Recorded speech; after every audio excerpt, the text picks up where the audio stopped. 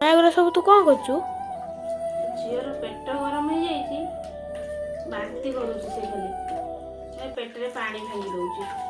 କାଲିଠାରୁ ଖୁସିର ଦେହ ଜମା ଭଲ ନାହିଁ। କାଲି ତାଙ୍କ ଘରୁ ଆସିବା ପରଠାରୁ ଖୁସିର ଖାଲି ବାନ୍ତି ହଉଛି। ସେ ମତେ ଟିକେ ବି ତଳେ ଛାଡିଦେଲେ କାନ୍ଦିବା ଆରମ୍ଭ କରିଦଉଛି। ତାର ଯେତେବେଳେ ବି ଦେହ ଖରାପ ହୁଏ ସେ ଏମିତି ମୋ ସାଙ୍ଗରେ କରେ। ତାର କଣ କଷ୍ଟଟା ହଉଛି ସେ ତ ମତେ କହିପାରୁନି। ସେ ଯେତେବେଳେ ଖେଳାବୁଲା ନ କରେ ମୁଁ ଜାଣିପାରେ ଯେ ତାର କଣ ହଉଛି ବୋଲି।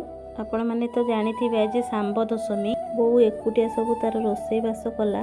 ଲେଟ୍ ହେଇଯାଉଛି ପିଲାମାନଙ୍କୁ ଖାଇବାକୁ ଦେବ। ଆମ ପଟେ ଏମିତି ଶାମ୍ବ ଦଶମୀ ପାଳନ କରାଯାଏ। 7ଟା ପତ୍ରରେ ଖାଇବା ବଢ଼ାଯାଏ। ପିଲାମାନେ ଆସିକି ଖାଆନ୍ତି। କ୍ଷୀରି ପିଠା ତରକାରୀ ମିଠା ଯିଏ ଯାହା ବି ବାଢି ପାରିବେ। ଆମର କିନ୍ତୁ ବୋଉ ଏତିକି କରିଥିଲା। ସକାଳ ପୂଜାରେ ସୂର୍ଯ୍ୟଙ୍କୁ ପୂଜା କରାଯାଏ। ସନ୍ଧ୍ୟାବେଳେ ଯୋଉ ପୂଜାଟା କରାଯାଏ ସେଟା ଚନ୍ଦ୍ରଙ୍କୁ ପୂଜା କରାଯାଏ। ଏବେ ବୋଉ ସନ୍ଧ୍ୟାବେଳର ପୂଜା ଆରମ୍ଭ କରିଦେଲାଣି। ଚନ୍ଦ୍ରଙ୍କୁ ଯୋଉ ଭୋଗଟା ଲାଗେ ବୁଢା ଚକୁଳି ଭୋଗ ଲାଗେ। ଛେନା ଗୁଡ ପାଚିଲା କଦଳୀ ନଡିଆ ପୁର ହେଇ ଦିଆଯାଏ। ସାଙ୍ଗମାନେ ଆମ ଆଡେ ତ ଏମିତି ଶାମ୍ବ ଦଶମୀ ପାଳନ କରାଯାଏ। ଆପଣଙ୍କ ଆଡେ କେମିତି ପାଳନ କରାଯାଏ କମେଣ୍ଟ ମାଧ୍ୟମରେ ନିଶ୍ଚୟ ଜଣେଇବେ। ମୁଁ ଏବେ ରହିଲି ସାଙ୍ଗମାନେ, ଜୟ ଜଗନ୍ନାଥ।